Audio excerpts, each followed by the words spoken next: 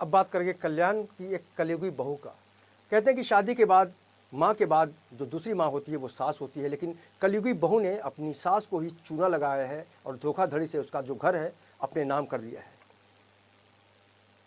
एक कलयुगी बहू और बिल्डर ने मिलकर एक 70 वर्षीय वृद्ध महिला के फ्लैट का धोखे से रजिस्ट्रेशन अपने नाम करा लिया है। इसके बाद वृद्धा को असहाय भूखों मरने के लिए बेबस छोड़ दिया गया। वृद्धा विधवा है और हाल ही में उसका बेटा भी कोरोना की चपेट में आकर इस दुनिया को छोड़ गया था। उसके बाद बहू ने बिल्डर के साथ साजिश की और विद्या सास को तड़पाने में किसी तरह की कोई कसर नहीं छोड़ी। मामला कल्याणपुर के Ambika apartment Poona link road Katemanivali का है। 70 वर्षीय श्याम कुमारी कृष्ण दुबे का इसी बिल्डिंग में एक फ्लैट है, जिसके किराए से श्याम कुमारी अपना गुजर बसर करती थी।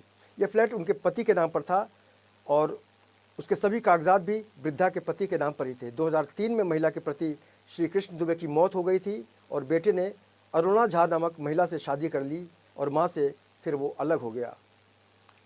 नवंबर 2021 में महिला के बेटे संजीव की भी मौत हो गई, जिसके बाद से बहू अरुणा लगातार वृद्धा से फ्लैट उसके नाम करने के लिए वाद विवाद करती रहती थी और धमकी भी देती थी। कुछ समय बाद वृद्धा श्याम कुमारी को यह पता चला कि बिल्डर श्रीकांत राम शिरोमणि दुबे ने जाली कागजात तैयार कर वृद्धा के फ्लैट को उसकी बहू अरुणा के नाम पर रजिस्ट्री कर दी है। इस तरह से परेशान श्याम कुमारी ने कोलसेवाड़ी पुलिस में मदद मांगी, पर किसी तरह का कोई हल सामने नहीं आया। दोनों साजिशकर्ता पेशे से सरकारी शिक्षक हैं और दोनों ने मिलकर श्याम कुमारी को हर तरह से प्रताड़ित किया। पुलिस से जब इस मामले में श्याम कुमारी को कोई सहायता नहीं मिली तो उन्होंने बुढ़ापे में कोर्ट के चक्कर लगाए और दोनों धोखाबाजों पर धोखाधड़ी का मामला दर्ज किया, जिसके बाद कोलसेवाड़ी पुलिस ने अरुणा संजीव दुबे और बिल्डर श्रीकांत राम शिरोमणि दुबे के खिलाफ भारतीय दंड विधान की धारा 417, 466, 471, 504 और 34 के तहत कोलसेवाड़ी पुलिस में मामला दर्ज किया गया, जिसकी जांच पुलिस उपनिरीक्षक पवार कर रहे हैं। ये प्रॉपर्टी जो थी वो मेरे पिताजी की थी और 30 साल पहले ये प्रॉपर्टी खरीदी गई थी और ये प्रॉपर्टी के जो भी ये पेपर थे, टैक्स थे, मीटर थे, वो सारे मेरे पिताजी के नाम पे ही थे।